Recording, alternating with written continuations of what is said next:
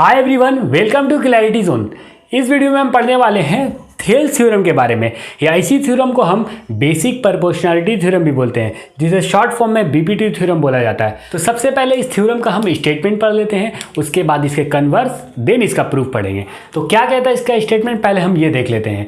क्या कहता है कि if a line is drawn parallel to one side of a triangle to intersect the other two side in distinct points, to intersect the other two side in distinct points, तो the other two sides are divided in the same ratio. क्या कहता है, इसको figure से समझ लेते हैं कि सपोज ये एक ट्रायंगल हो गया और इस वाले साइड के पैरेलल एक लाइन जा रही है और ये लाइन बाकी दो साइड्स को दो पॉइंट पर इंटरसेक्ट कर रही है, एक डी और ई। तो इस केस में क्या होने वाला है कि ए डी और डी बी का जो रेशियो होने वाला है वो बराबर हो जाएगा आपके ए ई और ई सी के रेशियो के। यही कहता है हमारा थेल्स थ्योरम, यही कहता है हमारा थेल्स थ्योरम।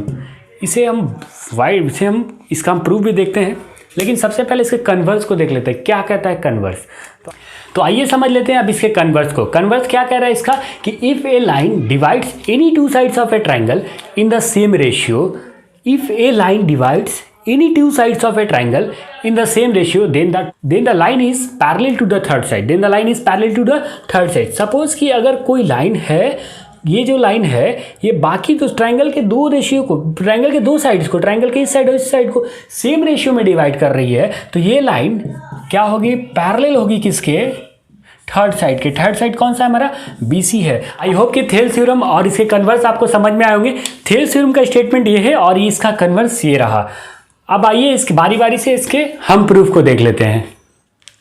तो आइए समझ लेते हैं अब इस थ्योरम के प्रूफ को। इस थ्योरम को प्रूफ करने से पहले हमें जो पिछली कुछ प्रॉपर्टीज़ हैं उनका याद होना ज़रूरी है। जैसे कि अगर सपोज़ आपसे कोई इक्विलेटरल ट्रायंगल का एरिया पूछ रहा है तो आप क्या बताओगे कि उसे, अगर सपोज़ कोई आपसे इक्विलेटरल ट्रायंगल का एरिया पूछ रहा है तो आप उसे क्या बताओगे, 1/2 बेस इंटू हाइट। अगर उसके बेस को आप ये वाला ले रहे हो तो हाइट कौन सा लेना होगा, ये, इसे आपको हाइट लेना पड़ेगा। लेकिन अगर आपसे कोई ऑब्ट्यूज एंगल ट्रायंगल का एरिया पूछ रहा है तो आप उसका हाइट, उसे सपोज ये एक ऑब्ट्यूज एंगल ट्रायंगल हो गया, अगर आपको इसका एरिया निकालना है तो आप इसके लिए क्या करोगे, आपको इसके लिए क्या करना होगा। तो सबसे पहले कि हमें पता होना चाहिए कि इस ट्रायंगल में बेस कौन सा है। अगर मैं बेस इस वाले साइड को ले रहा हूँ तो इसका हाइट हम कैसे फाइंड करेंगे। तो देखिए, हाइट को फाइंड करने के लिए क्या हमारे पास मेथड है कि जिस भी साइड को आप बेस ले रहे हैं उसके सामने वाले वर्टेक्स से एक पैरेलल लाइन एक लाइन ड्रा करो, जो लाइन बिल्कुल बेस के पैरेलल होना चाहिए। सपोज मैंने एक लाइन ड्रा की जो ये लाइन बेस के पैरेलल है। तो अब यहाँ से जो डिस्टेंस होने वाला है ना, ये दोनों लाइन जो दोनों पैरेलल लाइन है इनके बीच जो डिस्टेंस होने वाला है, यही हमें क्या बताता है, हाइट। मतलब यहाँ पर क्या आएगा इसका हाइट। बड़ा नाइंसाफ़ी वाला बात है ऑब्ट्यूज एंगल ट्रायंगल में, क्योंकि ऑब्ट्यूज एंगल ट्रायंगल में हाइट कहाँ होता है, ट्रायंगल के बाहर। बट आपको याद रखना है कि ऑब्ट्यूज एंगल ट्रायंगल में हाइट कहाँ है, बाहर में है, इक्विलेटरल में अंदर, और राइट एंगल में तो वही परपेंडिकुलर हाइट बन जाता है। ये तो दो प्रॉपर्टी। तीसरी प्रॉपर्टी क्या आपको याद करना है कि आपने क्लास 9 में पढ़ा था एरिया ऑफ पैरेललोग्राम में, क्लास 9 में चैप्टर नंबर 9 क्या पढ़ा था वहाँ, कि सपोज़ कि कोई दो पैरेलल लाइन है, कोई दो पैरेलल लाइन है, इनके बीच एक ट्रायंगल हो गया। आपको ये मेरा ट्रायंगल हो गया ABC, और यहीं से एक ट्रायंगल और है जिसका नाम है BCD। तो ये दोनों ट्रायंगल सेम बेस, और इन दोनों ट्रायंगल का बेस कैसा है, बेस बिल्कुल ही सेम है, और ये कहाँ लाई कर रहे हैं, सेम पैरेलल में लाई कर रहे हैं। तो हमने वहाँ क्या पढ़ा था, अगर कोई दो ट्रायंगल सेम बेस और सेम पैरेलल में लाई कर रहे हैं तो उनका एरिया आपस में क्या होता है, सेम। इन तीनों प्रॉपर्टी को यूज़ कर हम इस थ्योरम को प्रूव करते हैं। आइए, तो आपको पता है कि किसी भी क्वेश्चन, किसी भी थ्योरम या किसी भी क्वेश्चन को प्रूफ करना होगा तो उसके लिए हमें पहले क्या लिखना होगा, पहले गिवन, उसके बाद क्या प्रूफ करना है, उसके बाद कंस्ट्रक्शन। मतलब हम किसे फॉलो करते हैं, हम GPC को फॉलो करते हैं, GPC को फॉलो करते हैं। मतलब G for given, P for क्या प्रूफ करना है, और कंस्ट्रक्शन। तो हमें जो गिवन था वो हमने उसे लिख लिया। क्या गिवन था कि डी पैरेलल किसके है, BC के। उसके बाद हमें प्रूफ क्या करना है कि ये दोनों बाकी जो दो साइड है उनका रेशियो सेम होने वाला, यही थेल्स थ्योरम का था। तो हमें प्रूफ क्या करना कि AD/DB = AE/EC के। अब इसके बाद इंपॉर्टेंट टर्म कि हमें कंस्ट्रक्ट क्या करना। अब ये कहोगे कि आपको कैसे पता, तो हमें ये चीज़ नहीं पता थी, हमें मेरे टीचर ने बताया। मुझे किसने बताया? मेरे टीचर ने बताया। मैं आपको बता रहा हूँ, आप आगे बताओगे। मतलब प्रूफ वाले क्वेश्चन में ऐसे ही चल रहा था, ऐसे ही चलता है। मतलब कि ये जो क्रिएट नहीं होता, ये बस ट्रांसफ़र होता है एक फॉर्म से दूसरे फॉर्म में, एनर्जी की तरह एक फॉर्म से दूसरे फॉर्म में ये बस ट्रांसफ़र होते जा रहा है। तो क्या ये जो कंस्ट्रक्शन आपको सीधे का सीधे याद कर लेना है बस। तो आइए करते हैं क्या कि सबसे पहले हम कंस्ट्रक्शन क्या करना है, बी और सी डी को ज्वाइन कर लेना। सबसे पहले हम बी और सी डी को ज्वाइन कर लेते हैं। बी ई और सी डी को मैंने ज्वाइन कर ली, थोड़ी सी लाइन टेढ़ी हो गई है, और मैं सी डी को भी ज्वाइन कर लेता हूँ। मैंने ये दोनों लाइन को ज्वाइन कर ली। उसके बाद क्या कह रहा है construction, and then draw E N perpendicular on A B. E N से एक परपेंडिकुलर ड्रा करना है। कहाँ ड्रा करना है? ए बी पर। उसके बाद एक डी एम परपेंडिकुलर ड्रा करना है। वो परपेंडिकुलर कहाँ होना चाहिए? ए सी पर। आइए ड्रा करते हैं कि डी से एक एम, ये परपेंडिकुलर कहाँ होगा? ए सी पर। अब इस थ्योरम में आपको क्या देखना है कि सबसे पहले तो आप जो दोनों लाइन पैरेलल है, अब इसे प्रूफ करने के लिए हमें प्रूफ यही ना करना है कि A D by D B का ratio A by E C के बराबर आना चाहिए। बड़ा आसान थ्योरम है, आप बस 2 मिनट दो मुझे, बिल्कुल आसान हो जाएगा। सबसे पहले आपको क्या देखना है कि पहले देख लो कि कहाँ दो लाइन पैरेलल है।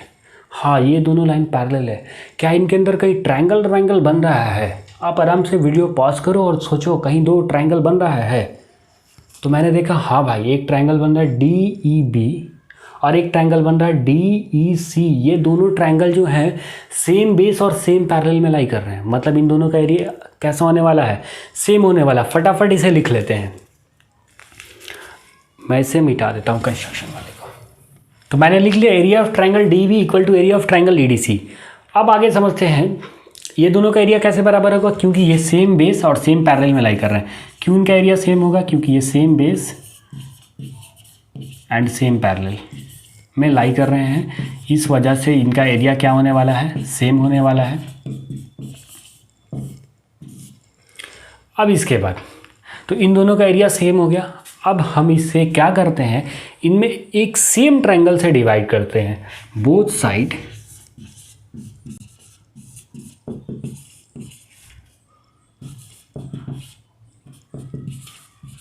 Divide by area of triangle A D ई।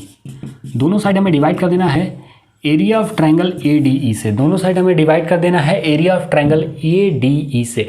तो क्या होने वाला है, इसको हम पहले तो दोनों साइड हमें किस से डिवाइड कर देना है? Area of triangle A D E से। मैं लिख लेता हूँ area of triangle D E B. इसके अंदर इसे भी यहाँ भी डिवाइड कर देता हूँ एरिया ऑफ ट्रायंगल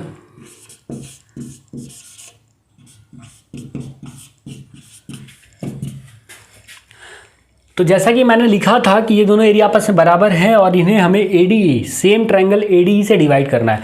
मैंने किया। अब इसके एरिया को, अब डीईबी का एरिया क्या हो सकता है? डीईबी का एरिया क्या हो सकता है? एडीई का एरिया क्या हो सकता है? और ईडीसी का क्या एरिया होगा? और फिर से एडीई का एरिया क्या होगा? अब इसके फॉर्मूले को देख लेते हैं कि इनका बेस और इनके हाइट में क्या रिलेशन बनने वाला है। तो देखिए, अगर आप एरिया ऑफ ट्रायंगल डीईबी निकालने जा रहे हो तो डीईबी के अंदर क्या, अगर आप सपोज कि बेस इसे भी ले सकते हो, इसे भी ले सकते हो, लेकिन हम बेस वैसे को लेंगे जिससे हमारा काम हो जाए। जैसे इस डीबी को अगर लेते हैं तो यहाँ डीबी का रिक्वायरमेंट भी है। अगर हम बेस को, या हमें बेस कौन सा उठाना होगा? हमें बेस डीबी उठाना चाहिए, यही बेटर होगा। तो अगर हम बेस को, तो पहले लिख लेते हैं 1/2 बेस। क्या अगर हम बेस को, अगर हम डीबी को अगर बेस ले लेते हैं तो हाइट क्या होने वाला है? जी हाँ, बिल्कुल ये एक आइसोसेलेस ट्रायंगल है। हम पीछे पढ़ के आए हैं कि आइसोसेलेस ट्रायंगल का हाइट कहाँ होता है? बाहर में होता है। नहीं भी पता चल रहा है तो यहाँ से एक लाइन, एक पैरेलल ड्रा कर लो और दोनों के बीच गैप देख लो। देखो दोनों के बीच कौन परपेंडिकुलर है? ई एन परपेंडिकुलर है। मतलब ये ऑप्टिक एंगल ट्रायंगल का हाइट कौन सा होने वाला है? ई एन होने वाला है। क्लियर है? मैंने ई एन को यहाँ पे लिख दिया।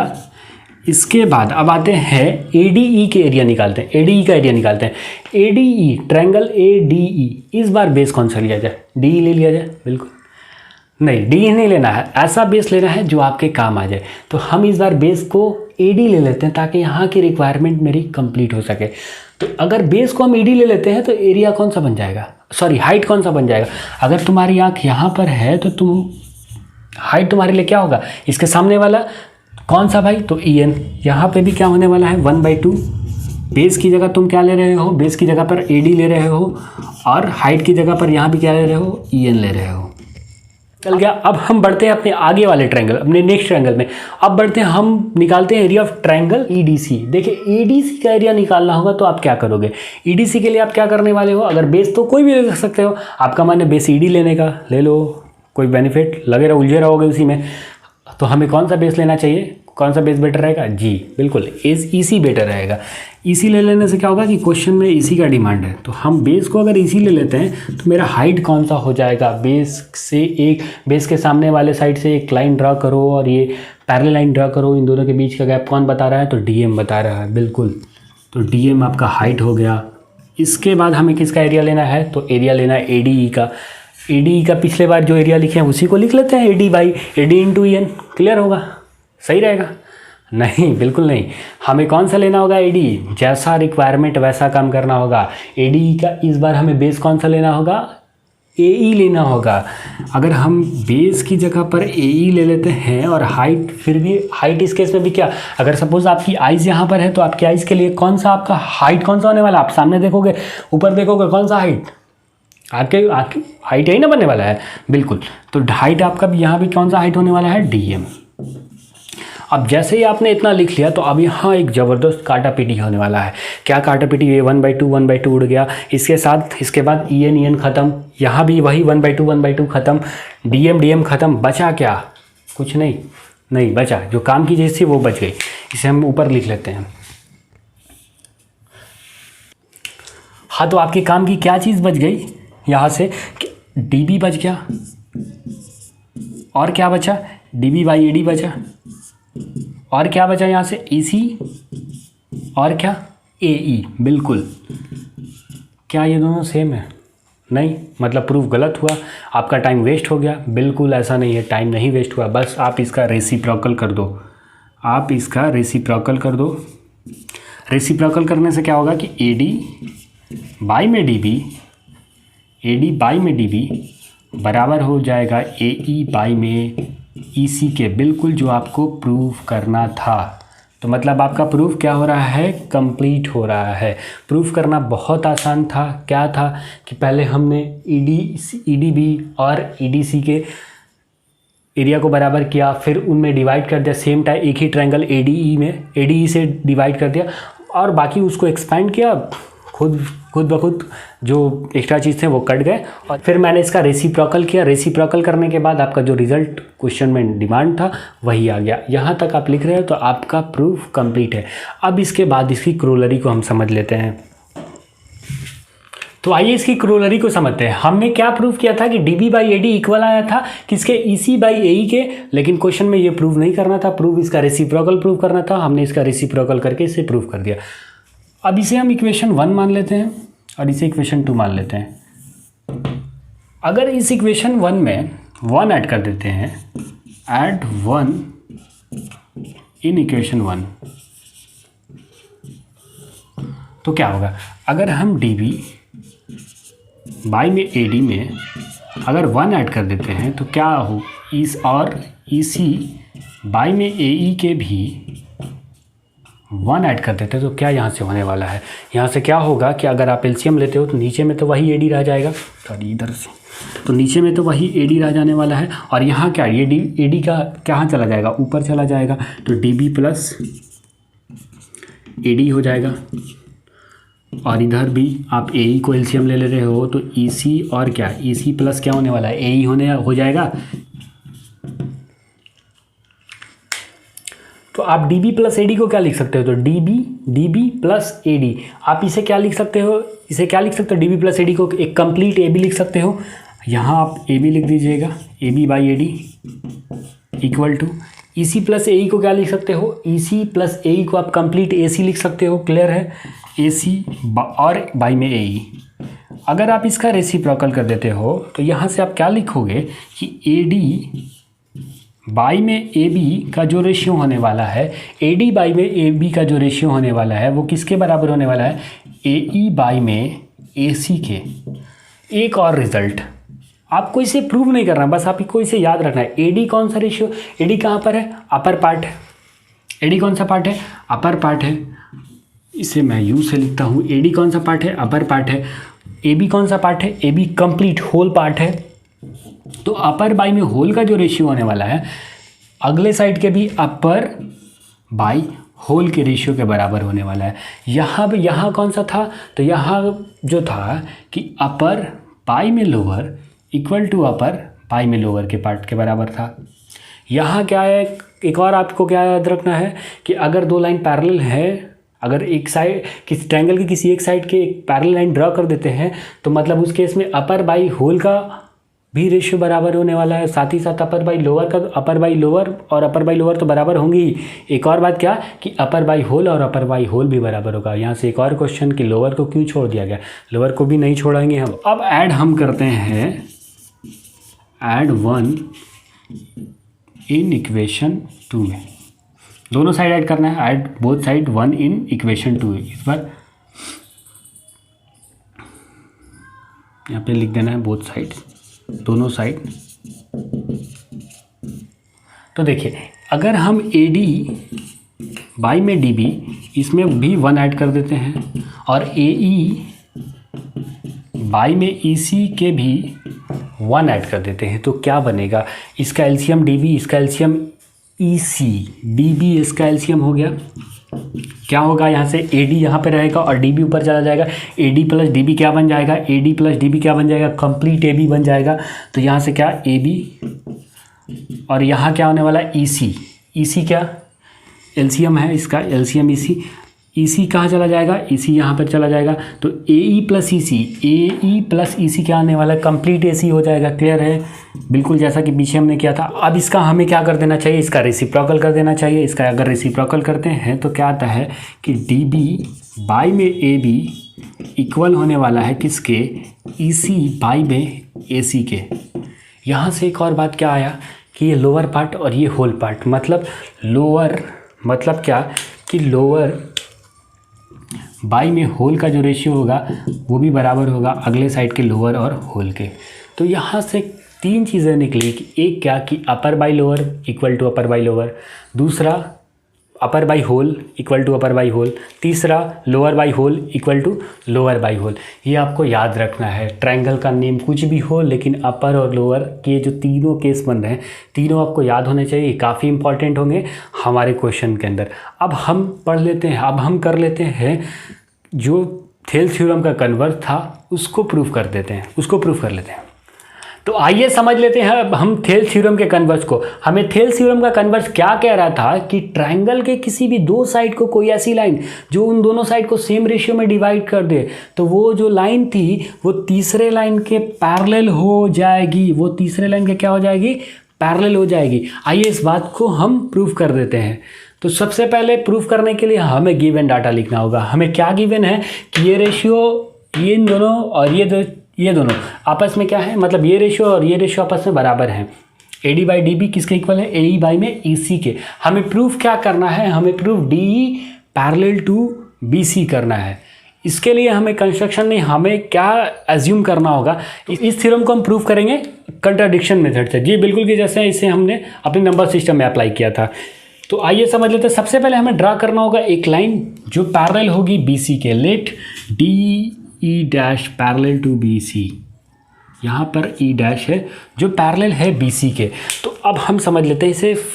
तब अगर ये दोनों लाइन अगर आपस में पैरेलल होगी तो थेल्स थ्योरम से क्या कि तब थेल्स थ्योरम से क्या हो जाएगा, थेल्स थ्योरम से यही होगा कि भाई ए डी बाई में डी बी का जो रेशियो होने वाला है वो बराबर हो जाएगा किसके, ए ई डैश बाई में ई डैश सी के। यही ना बात, थेल्स थ्योरम से यही बात निकलेगी। अगर मैं इसे इक्वेशन 1 और इसे इक्वेशन 2 मान लूँ तो दोनों इक्वेशन में हमें क्या देखने को मिलेगा, दोनों इक्वेशन का लेफ्ट साइड बराबर है। लेफ्ट साइड इक्वल तो फ्रॉम 1 एंड 2 से हम क्या लिख सकते हैं, इसका आरएचएस भी बराबर लिख सकते हैं। तो क्या हो जाएगा, from 1 and 2, from equation 1 and 2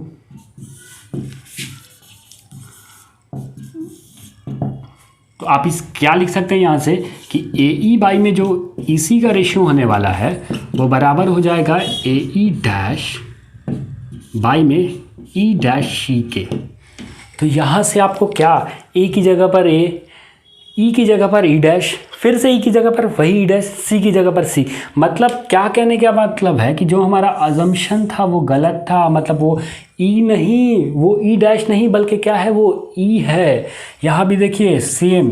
तो यहाँ से क्या बात निकली कि ई डैश जो है वो किसके बराबर है, ई के बराबर है। मतलब क्या आपका कि जो आपने अजम्पशन किया कि D E dash parallel B C के नहीं है, बल्कि कौन पैरेलल है, तो डी ई जो है वो पैरेलल है किसके, बी सी के। यही था थेल्स थ्योरम के कन्वर्स का प्रूफ। आई होप कि आपको ये थेल्स थ्योरम और इसका कन्वर्स और इसका प्रूफ समझ में आया होगा। अगर आपको कहीं भी प्रॉब्लम हो रहा है तो कमेंट सेक्शन में प्लीज़ कमेंट करें और हमें बताएं कि कहाँ प्रॉब्लम हो रहा है। अब इस नेक्स्ट वीडियो में हम पढ़ने वाले हैं अगले एक्सरसाइज के क्वेश्चन को, जो कि बिल्कुल थेल्स थ्योरम पर बेस्ड होंगे। थेल्स थ्योरम का प्रूफ आपके एग्जाम के पर्सपेक्टिव से काफ़ी इंपॉर्टेंस रखता है, तो आप इसे बार बार प्रैक्टिस करते रहें। मिलते हैं नेक्स्ट वीडियो में। Thanks for watching.